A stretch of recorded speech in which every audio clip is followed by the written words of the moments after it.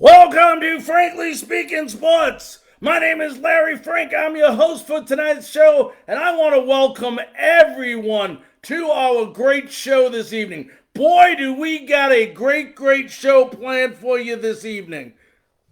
You know, for those of you who are just joining us right now and want to go ahead and listen, go ahead and share this to your platform. We are trying a new platform tonight. We are inviting quite a few people here right now to our show. So as we go ahead and get on here, we are inviting people to the show. We're just about ready to start here on Frankly Speaking Sports. I ask that you all share this to your timeline. We're going to be talking about a lot of great things today. And the quicker we can get all our affiliates on, the quicker we can get started here. We are waiting for our YouTube channel right now to come on. So as soon as that does, and then we're going to put it on Frankly Speaking Sports, and we'll go ahead and get this show on the road here. As we share this into a couple of groups here. Okay, welcome to Frankly Speaking Sports. I'm your host, Larry Frank. So great to have you with us tonight. We got a lot of different topics we're going to get into tonight. One is going to be Major League Baseball and the ongoing feud between the owners and the players, and also, you know, who may be at fault, who may not be at fault, and so on. And then later on, we got an unbelievable interview that we did earlier today with Michael Shawn Dugar. If you don't know who Michael is a writer for The Athletic. He covers the Seattle Seahawks. And we talked about so many different topics today. It's just unbelievable. It's definitely a show and an interview you definitely want to witness today. I want to invite all of you to participate. I can't see everyone that is on today, so for those of you that are coming on and just coming on now, please go ahead, identify yourself, let me know that you're here, because I have no way of knowing who is currently online and not online, and I love to welcome you to the show. So please go ahead and do that as we are just about to get going here. You know, a lot has happened today. Unfortunately, a lot of nothing has happened today. For those of you that follow Major League Baseball, we continue to struggle with this season getting started. And I'm not really sure why, and we're going to get into that in a few minutes. I do want to let you know that if you are joining us live on this platform, this is a live show tonight. We want as many people on this platform as possible, and we want to go ahead and communicate and answer as many questions possible. So if you're coming online, please do us a favor, share with us that you are online, because I have no way of knowing who is online unless you guys go ahead and leave a comment in the comment section. And I also want you to ask questions. The main focus of this is to get fan participation. And we're going to talk about a lot of different subjects. And in about 15 minutes, we're going to have an unbelievable interview that we did earlier today with Michael Shawn Dugar. Michael Shawn Dugar writes for The Athletics. He covers the Seattle Seahawks. And we had an unbelievable conversation about racism, Drew Brees, Colin Kaepernick. Also, we talked about his perspective as an African American on how he felt the white community could go ahead and help out the black community in all of this injustice that is being done. So this is a real powerful interview, one you definitely don't want to miss, and hope you're joining us in about 15 minutes for that. I want to welcome Antonio, my big Bucks fan. Yeah, welcome to the show, Antonio. And I want to go ahead and talk about baseball for a minute, because baseball is really beginning to nauseate me. And I know we have a very big Tampa following, very big Tampa crowd. And once again, the players and the owners are still bickering at a time where it is not necessary. Now, for all of you fans out there who honestly believe that the reason that they're not playing baseball right now is because of safety, you are wrong. You are completely wrong.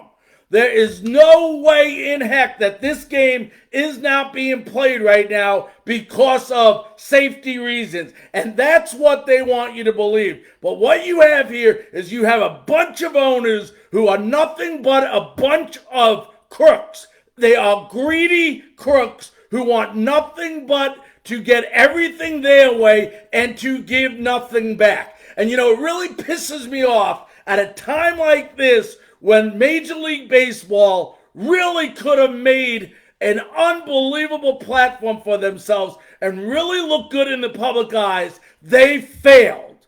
Baseball has failed. And I'm not sitting here and blaming the players. And for those of you that are listening to the show, you can go ahead and leave a comment on, if you think one side is more at fault than the other. But at the end of the day, as time goes on and as these owners, as these players keep on bickering, we are just losing more and more time for this game to begin. And, people go, well, Larry, the players, they're worried about losing money. No, it is not the players. It is definitely not the players. Want to welcome David Foley on the line right now, another good fan of ours. And today, it just pisses me off that Major League Baseball can't get it together. They just can't get it together.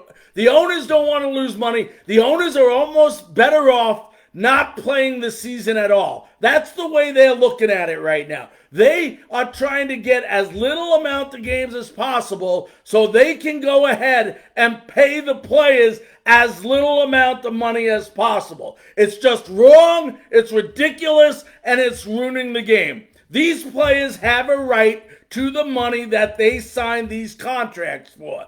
And baseball keeps trying to get as much money as they can. It doesn't matter the years that they constantly make millions and billions of dollars. But the year that they may have to lose a little bit more money, what are they doing? They're crying like a bunch of babies, and they don't want to play the game. And let me explain to you, the players want to play.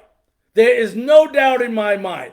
I told you this earlier in the show. It is not about safety. Right now, if you think it is about safety, you are being foolish. Nothing but foolish. I'm sorry to say that, but at the end of the day, this is about money, not about safety. Safety is there. These places are opening up. Yes, you may have to play with less fans, but at the end of the day, this is about money.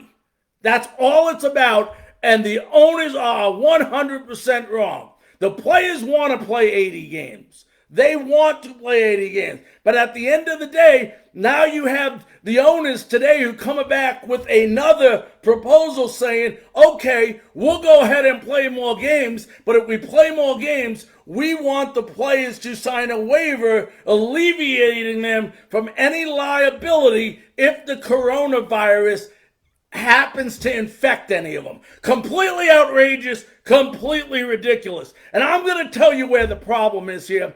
We can yell at the owners, we can yell at the players. At the end of the day, they're going to need to come to a compromise. But once again, and I've mentioned this many times on my podcast, over and over and over again, Robert Manfred proves to everyone that he has no place being in the position he currently holds as commissioner of baseball.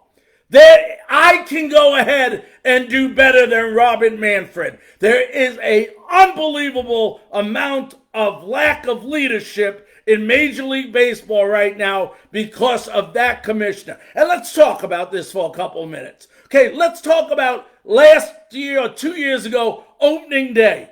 You know you're going to be talked to as a commissioner on opening day. What do? You go out, you get drunk, and you go on the air slurring your words. Now that's a leader. Then you have the Astros scandal. And everybody knows about the cheating scandal. You immunize all the players so that nobody gets in trouble. Same thing with the Red Sox. And now you have a commissioner who has the opportunity. I want to welcome our buddy Charlie all the way from Tennessee on. And, he even says right now, Manfred needs to go.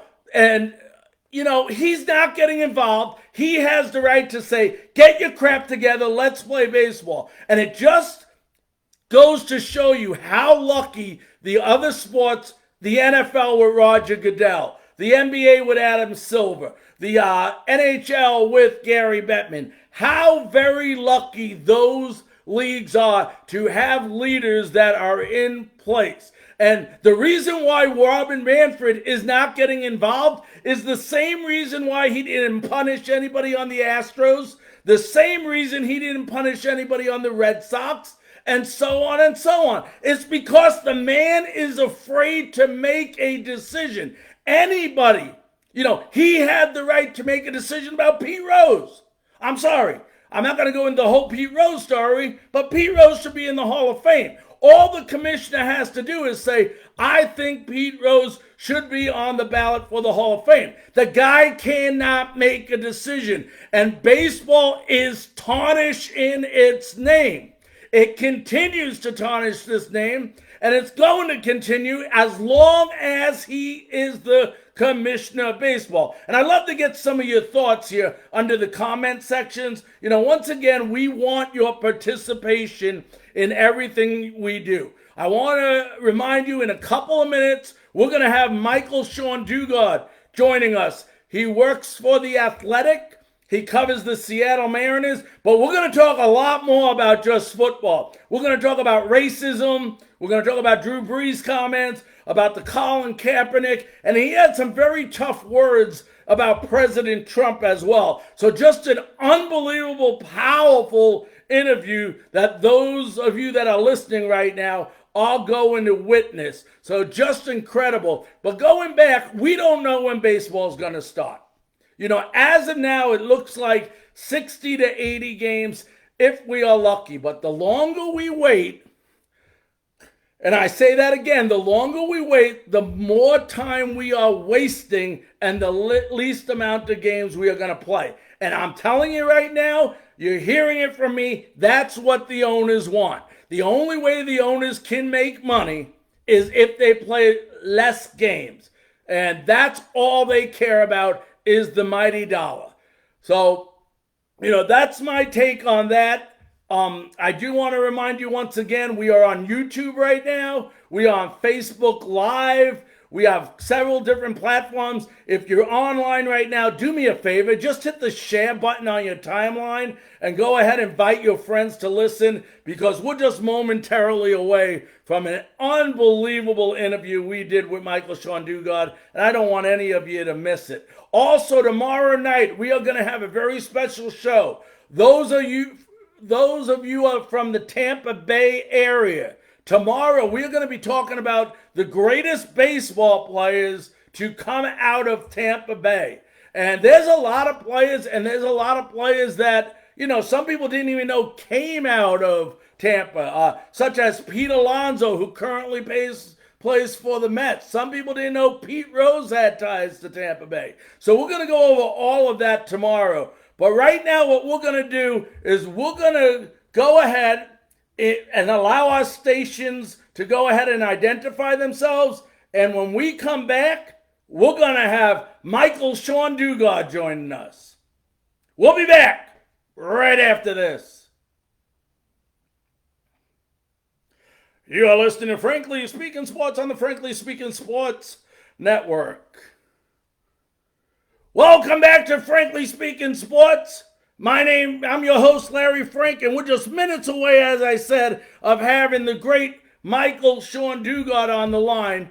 Want to remind you all that we have other special guests this week. We are going to have Texas Ranger play-by-play announcer on Wednesday. And then David Sims is going to join us. If you don't know who Dave Sims is, he's the great play-by-play announcer for the Seattle Mariners. Will be joining us Friday. We are going to try to get a couple of people on tomorrow to talk from the Tampa area about the Tampa baseball players. So we are trying to get some people on.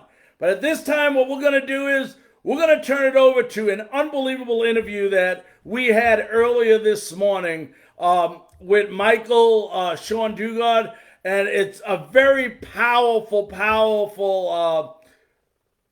interview. So after the interview or during the interview, for those of you that are listening, will you do me a favor? Go ahead and leave some comments, and we'll talk about those certain situations that he discusses right after the interview. So let me go ahead. We're setting that up now.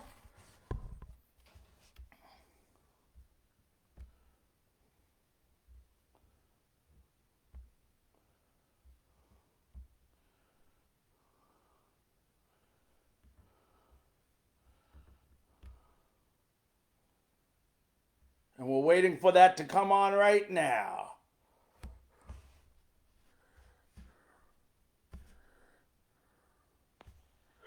Welcome back to Frankly Speaking Sports. It is my great honor, thrill, and pleasure to have on the Frankly Speaking Sports hotline with us. He covers the Seattle Seahawks for the Athletics. Let's welcome in Michael Shawn Dugar. Michael, how are you today? I am good. Wow, that's some energy. We're recording in the morning. We changed my energy to match yours, man. All right. I'm doing good. How are you? I'm doing good, buddy. Hey, listen, I got a little nervous the other day. I think it was Friday afternoon. I was driving around somewhere, and all of a sudden, out of nowhere, my phone just starts beeping off the wall, my Twitter account, about like 46 different individuals that were being laid off at the Athletic, and I got worried. I'm like, oh my goodness, I'm supposed to talk to Michael on Monday. Oh gosh, I hope nothing's happened to Michael. How has that affected you and, obviously some of the people that you have known? Man, that was really just a bad day, man. We had a lot of good writers who were part of that, and editors as well. I want to give just a shout out to my Seahawks partner, Aaron Finches.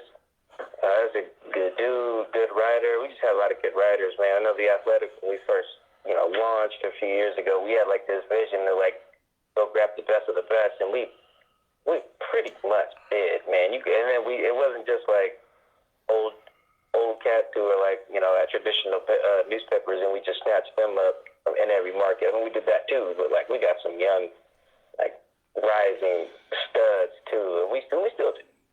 So that was really unfortunate. I mean, people wondered. I'm still here, but I want to give a shout out to all my colleagues, and that was rough. And I hope everyone lands on their feet.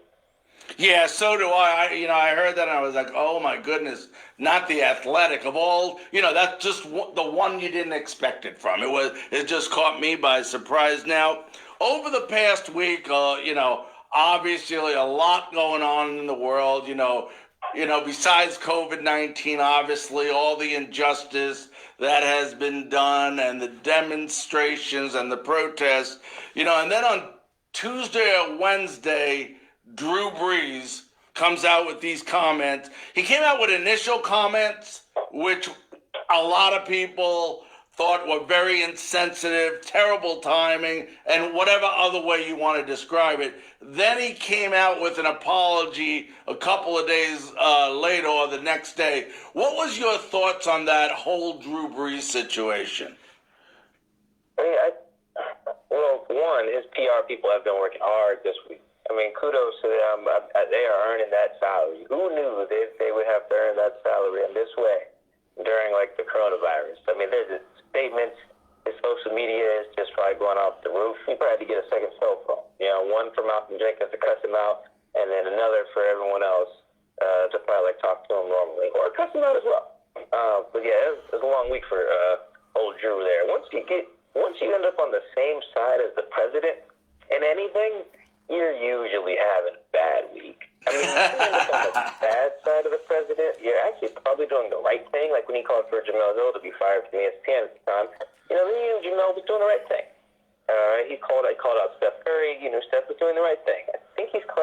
on, but I'm not sure.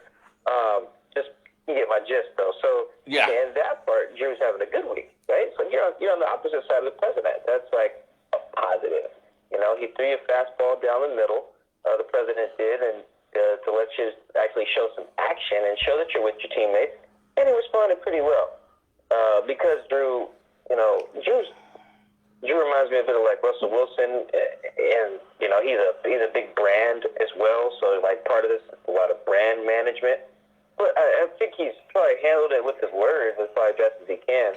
And I said that people thought his comments were insensitive. Which for me, well, that's true. But for me, if you go back and look, I saw it on Twitter. Well, someone sent it to me, and I quote tweeted the initial thing with Yahoo Finance. Which, why was he on there anyway? But I saw the initial thing with Yahoo, and the end of his little clip there, he says that we're all part of the solution, which includes himself, right? So for him to start off by saying, I disagree with anyone who's going to kneel and disrespect our flag and our country, yada yada. And then at the end, he's, to end that with what you want to be part of the solution. That's where I was very confused with the solution part in there, because that suggests that he does want to care and he does want to listen. But the beginning of that statement suggests that you haven't been listening for 4 years. So that's why I questioned his comprehension skills. He either he can't get it or doesn't want to.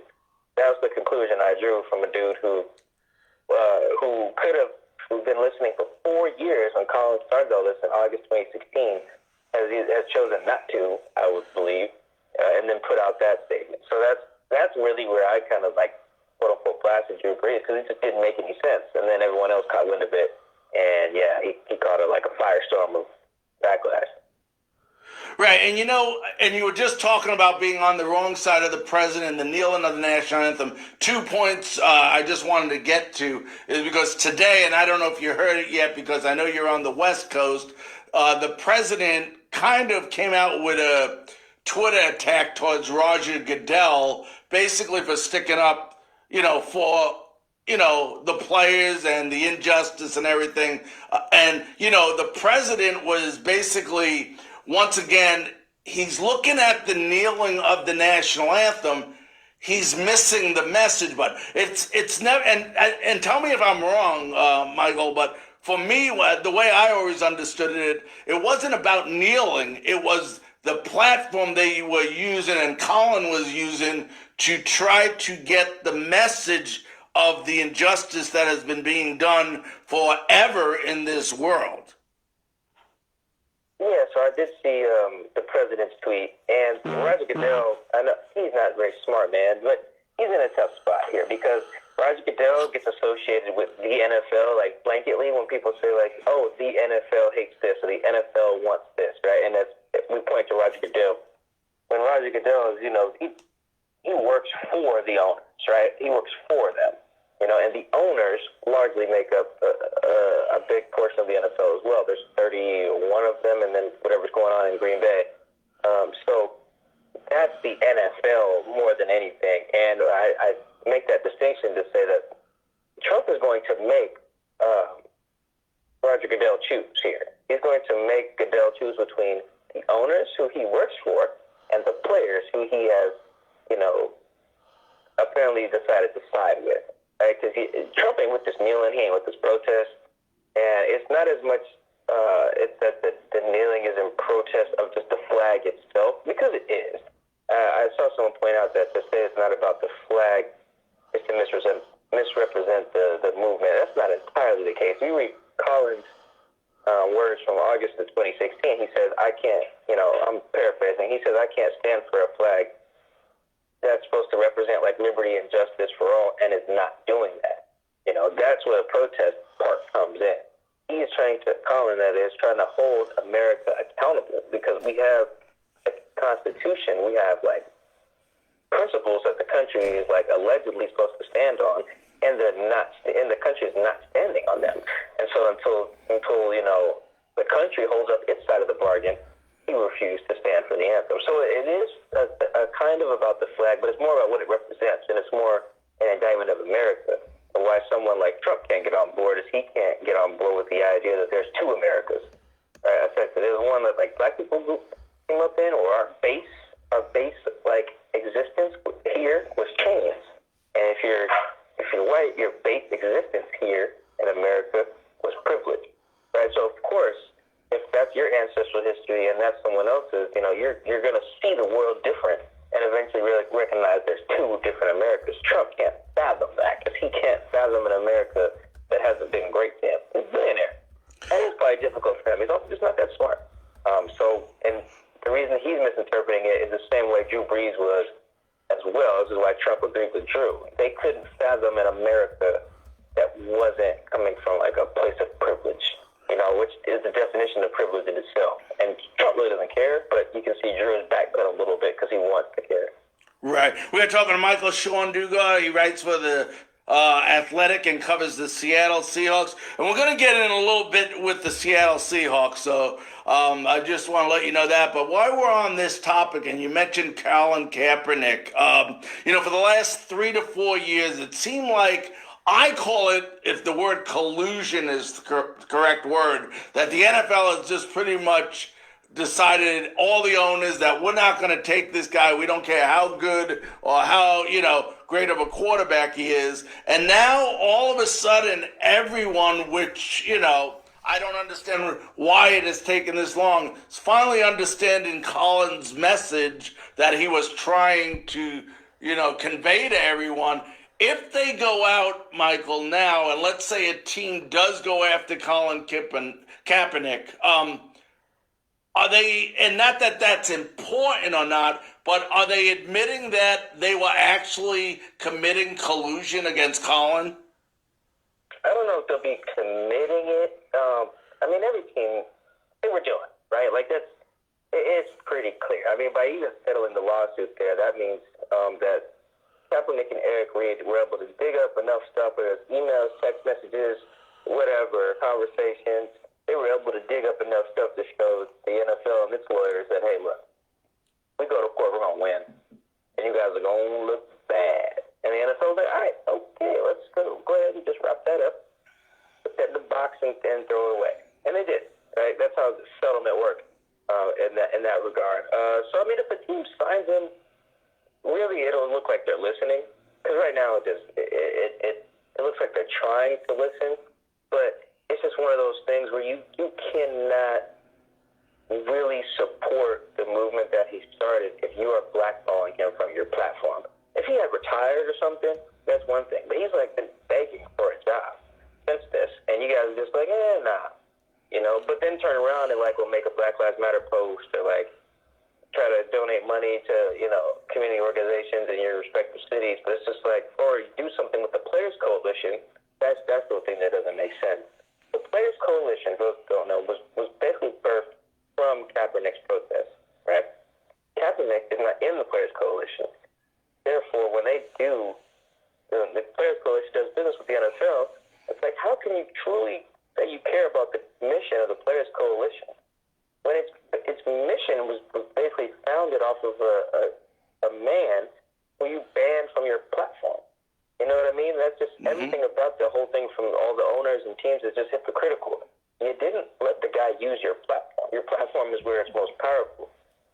Right? That's why he took the knee there. He could do the other things that he was doing. I know your rights camps and the stuff like that, but there's millions and millions of eyes on the NFL every week. That the platform is the power there, and the NFL recognizes that's where all right, dude, you bounce. But Colin recognizes that's where I can get this idea off. That's where people will listen to me. First, I'll get their attention with a gesture, sitting and kneeling or whatever. Then I'll let them know the mission, which he did. I don't think the owners can really have any credibility in terms of listening until he has a job. While he's being basically kicked out of the league, how in the world am I supposed to trust you care about what he had to say? Mm-hmm. Absolutely.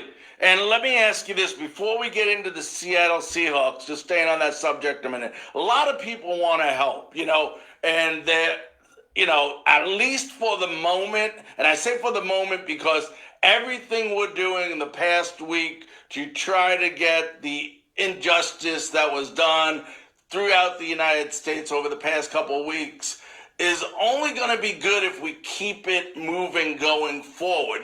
Can't be a 1 week or 2 week thing. Has to keep going on until we actually correct the situation. A lot of people, there's some of these organizations and they're giving money, they're doing this, but a lot of people want to know what, that don't have money, that they can just throw around, want to know how they can help. And, coming from a white guy like me to an African American like you, for those people that are saying, Michael, we want to help. We recognize this is wrong. There is no doubt about it, but we just don't know what to do.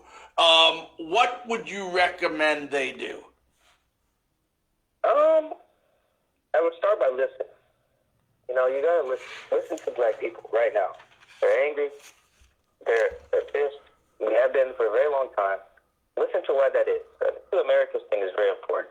I know a lot of people. I used to work in northern Idaho. I used to cover high school sports in Moscow, Idaho, and some other surrounding cities. I understand that people are raised a certain way, right? I've covered kids whose high school graduating class was eight people, right? In a school of 50. I get it, right? In a rural town like that, how in the world can I expect the education system to truly educate you on how America was really, really brought the truth about America, right? When we have Columbus Day. Think about that. We celebrate Columbus Day. That's ludicrous. He didn't discover a damn thing. There was people here when he got here, right? That doesn't make any sense, right? But in America, we teach that, right? Understanding that, fundamental flaw in our education system, and it helped me get a clearer view for, this, people just don't hit, 20 years old and, become bigoted and racist and prejudiced, right? They're taught privilege as children, and then that just grows and manifests, and you get this two Americas concept. But listen to us, because we're trying to help you unlearn that nonsense. Right? That's our job, and help you to tell that through our experiences. Once you feel that the George Floyd situation is just one of thousands that have happened. Now I mean that thousands, right. Thousands of cases where police don't just shoot, where they choke out, where they beat up, kick and stomp. There's thousands of those. Once you understand that that's our everyday experience or existence or fear, then spread the word.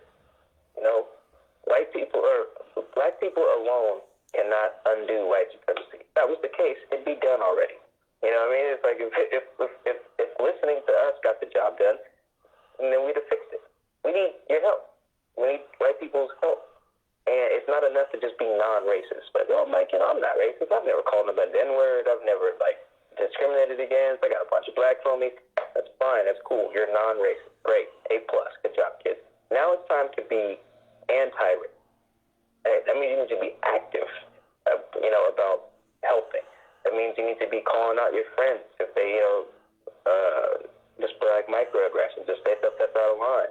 You got parents who say, I don't see color. Don't worry about me. No, Mom, Dad, this is why seeing color is wrong.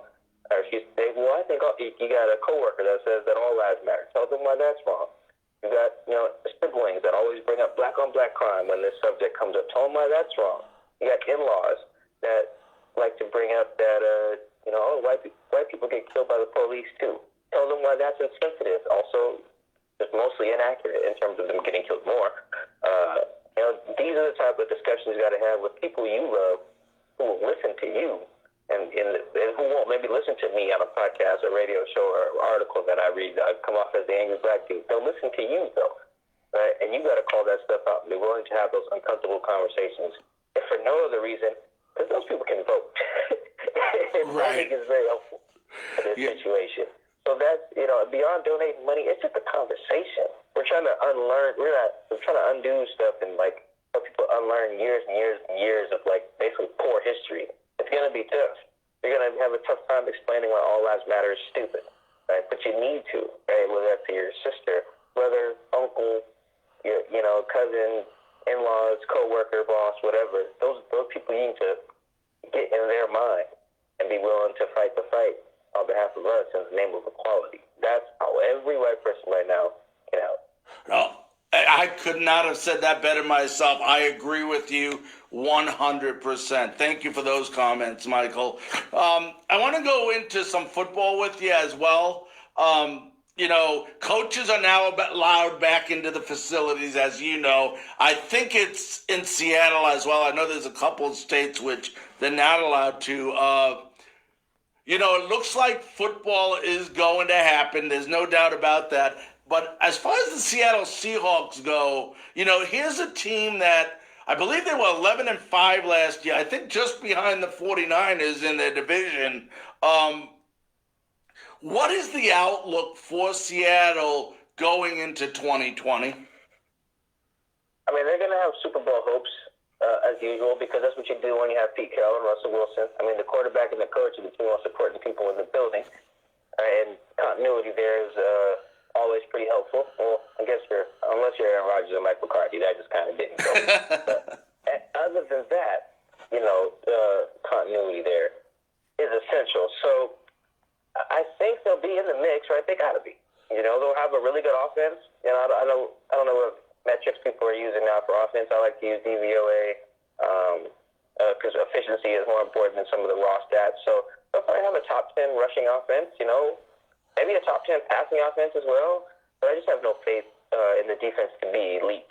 Doesn't mean it's going to suck or anything, but you need to have an elite position group, I feel like, to win a Super Bowl, whether that's your linebacking group or your run defense, your pass defense, something needs to be elite.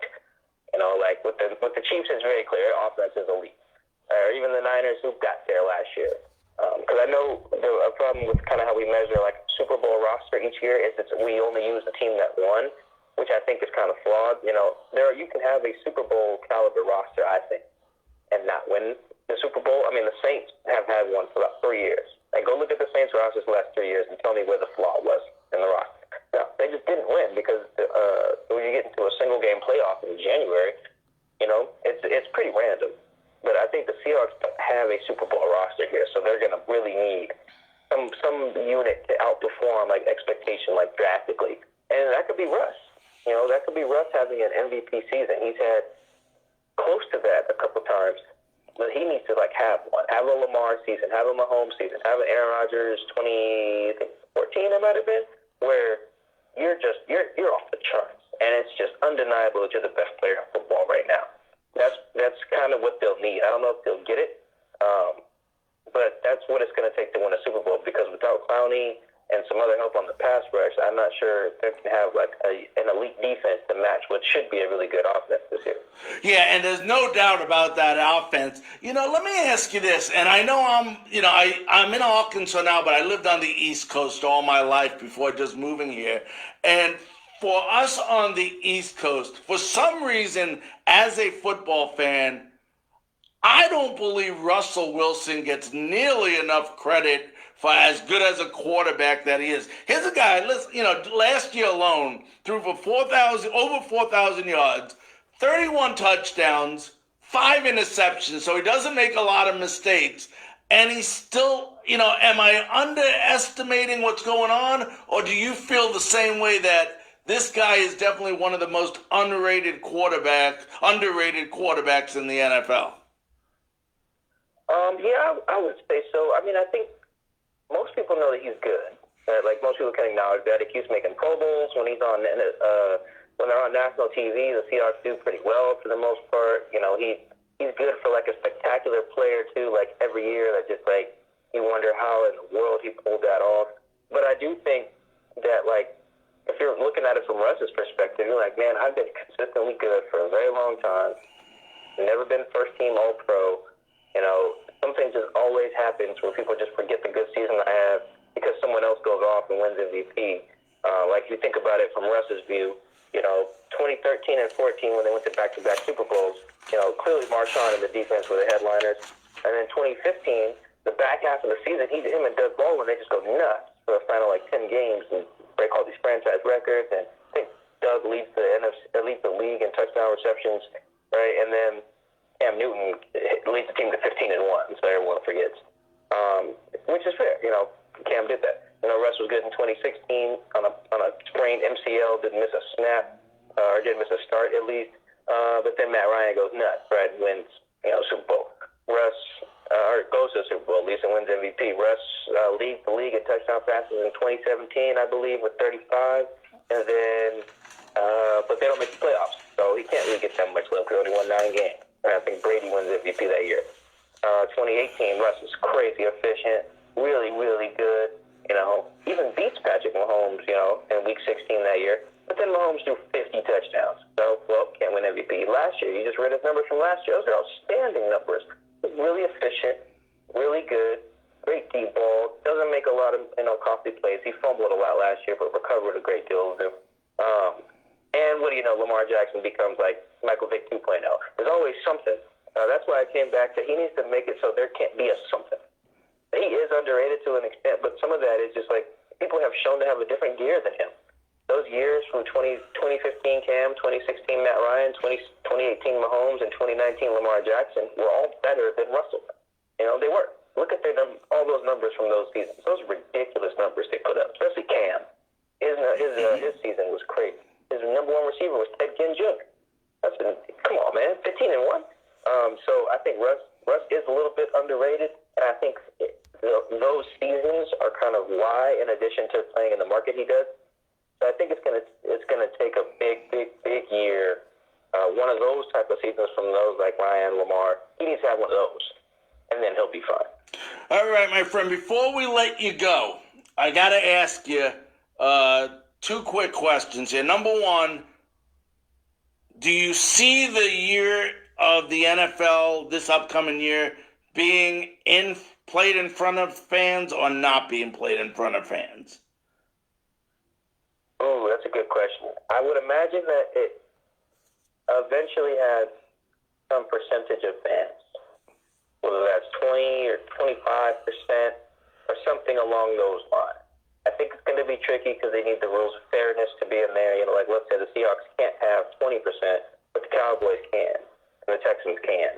Can you allow that as the NFL for some teams to have more people in the crowd than others? That seems, or some, let's say Seattle and San Francisco and the Chargers and Rams are all like, oh well, we can't have fans at all. And meanwhile, in Florida they can. So can that happen? I think you're going to get a case where government officials are pressured into moving in these phases so you can get stuff like that, so they can get money in the respective areas. It won't be overt, but keep that in mind when you see some of these politicians seemingly reversing course on their guidelines without the numbers changing that much in terms of coronavirus deaths and number of positive tests. So I think we'll have fans. I would say probably a max of 25% in stadiums, and that'll probably stay consistent throughout the fall because you're going to get people testing positive for it more. Right. We're in for a second wave in the fall, probably. So that's my guess. All right, and the last question before I let you go is we have a lot of fans in, actually we got some in Seattle that listen to our show, and we got some actually in San Francisco too. And my question I want to ask is, first of all, and I know you mentioned that, this offense with Seattle is very, very, very good. Will they have enough on the defensive side to overtake the 49ers in that division? And the second part of that last question is, were the 49ers a one-year wonder and will go back down to just, still be a good team, but not like they were last year? It's tough to replicate what the Niners did because a lot of it was pass rush. And pass rush is not necessarily sustainable year to year. You can have a consistently good pass rush, but to be off the charts, like they were, it's hard because pass rush is it's a little bit luck involved too with skill. That's why we started to use pressures as a stat. Just because a sack, you can have a dude wrapped up. Let's say he gets out of it, right? Because it's Deshaun Watson. So let's say you do that same thing and you wrap up, Matt Ryan. Right, then it's a sack rest. It's not, it's play calling. It's a bunch of other stuff. It's the quarterback set your pace every year. I think the Niners last year played a third place schedule or something like that. So they caught some really bad teams within that. I think the Niners will be good, right? 'Cause I think their coach is good. The coach is proven to be really, really, really an elite offensive mind there, and their defensive coordinator is good. Used to be up here in Seattle, so I think they'll be good. But Seattle was what? An inch 2 inches, 4 inches away on Week 17 from sweeping the 49ers last year. So, anything can happen, right? Like, Seattle can go toe-to-toe with anyone in any season because that's how Pete Carroll kind of gets down. Their teams are built for that in that way. So, I think it'll be close once again. I think 12 wins probably gets you the division title, which I think they had 13 last year, the Niners. Yeah, they had 13 wins, I think they'll split again. I think they meet again on Week 17 of this year. So, I think it'll come right down to it just like last year. All right, my friend. Well, Michael, we want to thank you so very, very, very much for joining us today on Frankly Speaking Sports. I really, really appreciate our conversation today. No problem. Thanks for having me. All right, you take care and be safe, okay? All right, will do.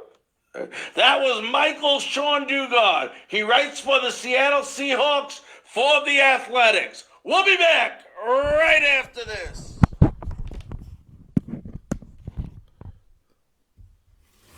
Welcome back to Frankly Speaking Sports. I'm your host, Larry Frank, and what a great, great conversation that we just had with Michael Shawn Dugar. Hopefully you got to listen to the whole thing, and I know we got some questions while we were on listening to that interview, but just a terrific interview. And, he talked about a lot of things. He talked about Drew Brees. He talked about Colin Kaepernick. And I want to go ahead and break some of that down. And for those of you that are on the line and are listening, I know we've had many guests on different platforms actually listening to us. So thank you very much for joining us with that. But, I want you to go ahead and ask some questions in regards to that. He talked about Drew Brees, and he talked about Drew Brees as far as kneeling down and missing the message. At first, I think a lot of people, when Drew Brees first came out with these comments, Drew said, I cannot agree with anyone that kneels for the national anthem. Now, there were some people out there that took that as he can't agree with any message that is going on if you are kneeling for the national anthem, while other people thought he was expressing that he couldn't kneel, he didn't agree with people that kneeled for the national anthem. And at the end of the day, it was just bad timing, insensitive comments. And then later on, he came on, he apologized and said, listen, I made a mistake. I missed the message completely. And, a lot of people, are somewhat very much against Drew at first. Other people like Charles Barkley and Shaquille O'Neal have actually came to his defense saying that people are being too hard on him. Nevertheless, a mistake was made. He owned up to the mistake and showed his true leadership by saying, I was sorry. But this all stems back 3-4 years ago to the Colin Kaepernick situation. And, everybody, and I blame the media for some of this, and I was talking to one of one of the radio hosts down in the Tampa Bay area the other day. We were chit-chatting back and forth on a text message, and I said, a lot of this was media-driven. And he said, no, I don't think it was. Well, I'm going to tell him right now, just like I did then, I disagree with that. And that's okay that I disagree with it. Everybody has their opinion. But my opinion is back then when the media was showing Colin Kaepernick, they were not showing Colin Kaepernick because he had a message. They were showing Colin Kaepernick because he was kneeling during the national anthem. And the media completely missed the message that Colin Kaepernick was trying to communicate to the world. He used the only platform that he felt was big enough at that time to use in order to get his message out. And the NFL and the media have failed. Now, the media won't admit they fail. They never do. But at the end of the day, the media failed. You can't take that away from them. Colin Kaepernick basically lost his job because he was trying to communicate a message that nobody understood. Nobody, well, I won't say nobody. There was some players, obviously, that understood it. But at the end of the day, the media, instead of watching, they would keep filming Colin Kaepernick kneeling. That's what they would do. They were watching him kneel. And instead of coming out and saying the reason why Colin Kaepernick is kneeling is because of, him trying to get a message out, they didn't. They would show everybody that was kneeling rather than communicating the message that they wanted communicated. And I blame the media for that. And I blame the NFL for that, because the NFL, instead of taking Colin Kaepernick and going, okay, please try to go ahead and tell us what your message is, they didn't. They failed in the communication process, and they failed miserably. And, now Colin Kaepernick, people say, well, is Colin Kaepernick going to get a second chance in the NFL? There's an opportunity he will, but my question would be, if he's good enough at age 32, which he is right now, why wasn't he good enough the last 4 years? The reason is because you didn't understand the damn message and you penalized him for kneeling rather than him communicating what was going on. And there was no excuse for that. There was no right for that at all. And the NFL and also the media should be ashamed of themselves. Yet the media will not admit they make a mistake, as they never do. Now, we did have a couple of questions come through, through the hotline and through the message, about the stadiums. We did ask Michael Shawn Dugar about the stadiums. Will they be filled or not? Now, I'm going to tell you something, and I've said this before, whether it's college football or NFL, those stadiums are going to have fans in it. There is no if, and, or buts, unless, for some reason, the second wave of coronavirus comes back. There is just too much money to lose. There's no way college football's going without fans. The question's going to be, how many fans and what percentage of the stadium are they going to allow full? And that's going to be the big question. Right now, if you go outside right now, and I don't know, if some of you may be able to tell me in different parts of the country, but here in Arkansas, I've been to Missouri, I've been to Kansas over the last couple of weeks, and people, are walking around, not even with masks on anymore. So, I think what's going to happen is, as long as the authorities say it's okay to put fans in the stands, they are going to do that, because none of these big time organizations, none of these owners are going to lose money if they have the ability to make money. It just doesn't happen. These billionaires will not do it. You see, as we talked earlier in the show about the different issues that Major League Baseball is having over pennies on the dollars, all because of money. And it's not safety anymore. I mean, you guys can say it all you want. It's safety, safety, safety. And I'm going to keep looking you in the eye and telling you it's money, money, money. That's what it's all about. And I want to remind you right now, we are live. So if you have any questions, go to the comment section, ask these questions. I'll be more than happy to discuss them and bring up the topic here on Frankly Speaking Sports. We love your participation, and we always welcome your participation. I want to remind you of a few guests coming up. This Wednesday, we're going to have Jared Sandler. If you don't know who Jared Sandler is, he's the play-by-play announcer of the Texas Rangers. And then on Friday, we're going to have Dave Sims. Dave Sims is the play-by-play announcer for the last 15 years. He's the voice of the Seattle Mariners. So just a lot to talk about. But one of the questions that came in, we weren't talking about the Tampa Bay Buccaneers today, but the question came up about the thoughts of Brady and the Bucs, and I'll go over that in a quick second. But I do want to remind you that tomorrow we got a very special show for you as well. We're going to be talking about the greatest baseball players to come out of Tampa Bay, Florida.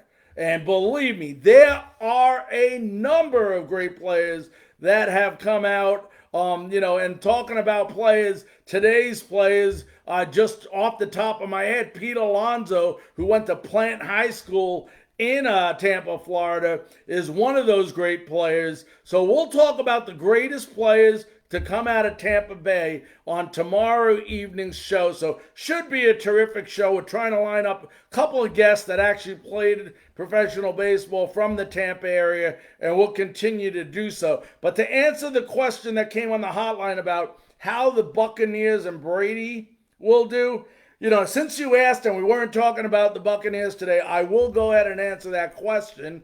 I think a lot of people really have to take a good look at the Tampa Bay Buccaneers before handing them the Lombardi Trophy. I think a lot of people think because Brady's there and Gronk is there that they're automatically going to win the Super Bowl. And you know what?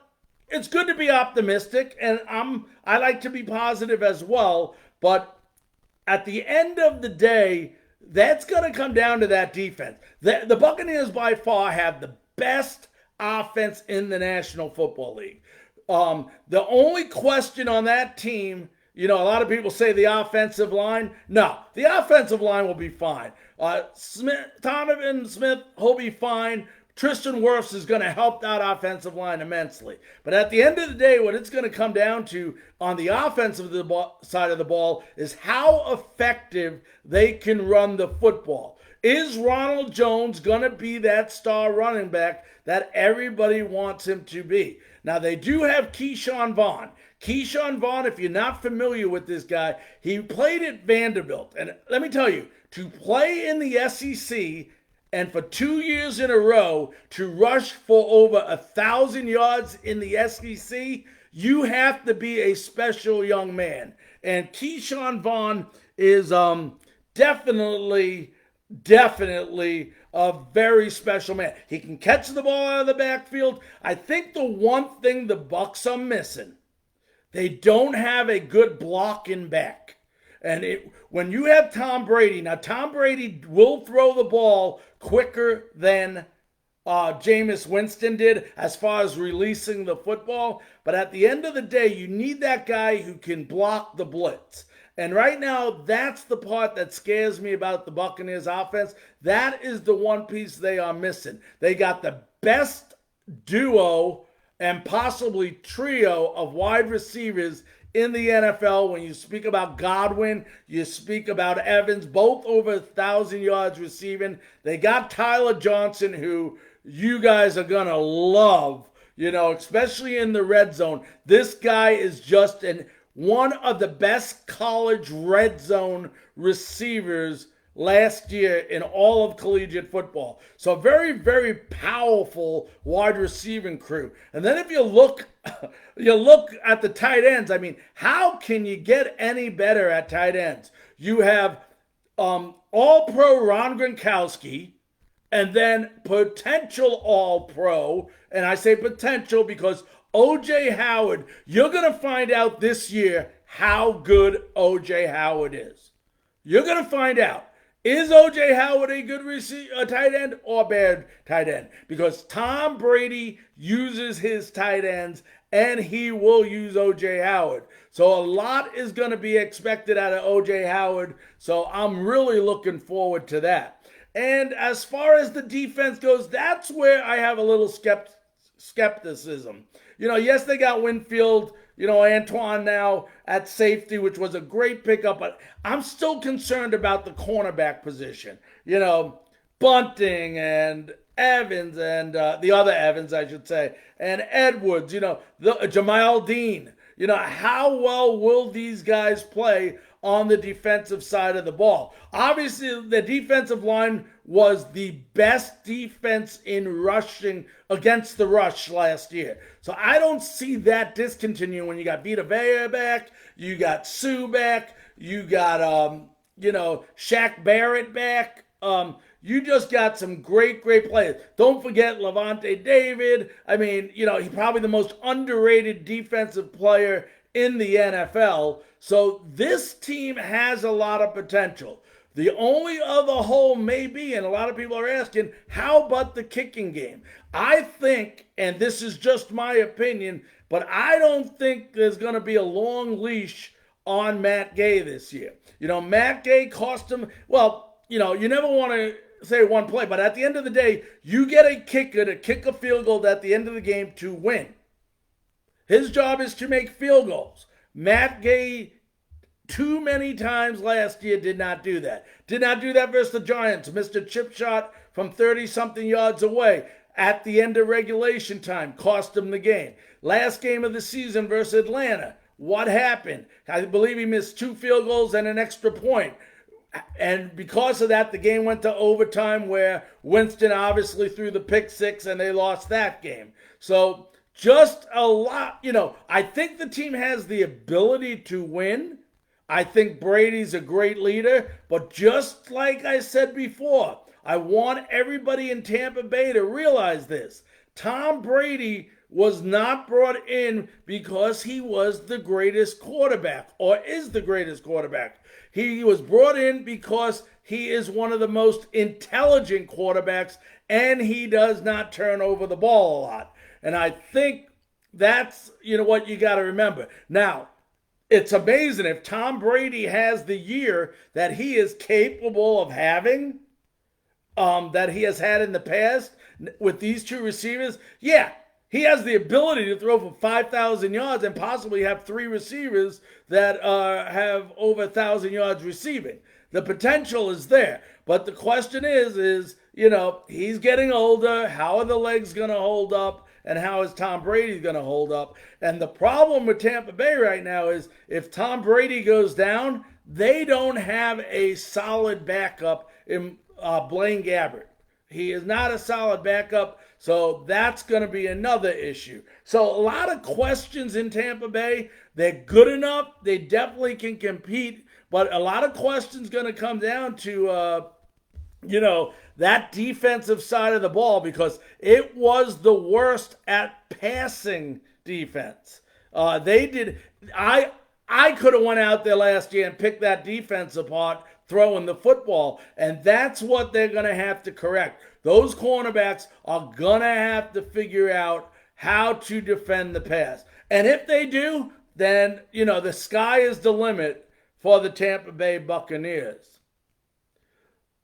And we're going to see if there's any more questions while we're on the line. It doesn't look like there is. So I want to thank you all for joining us today. I hope you enjoyed our show. This was a live show. We love to get fan interaction. We will be going again live tomorrow at 9 p.m. Eastern Time, 8 p.m. Central, and 6 Pacific. And tomorrow, it's about the greatest players, baseball players, to come out of Tampa Bay. Thank you so much for joining us this evening, and we'll see you on the next episode of Frankly Speaking Sports.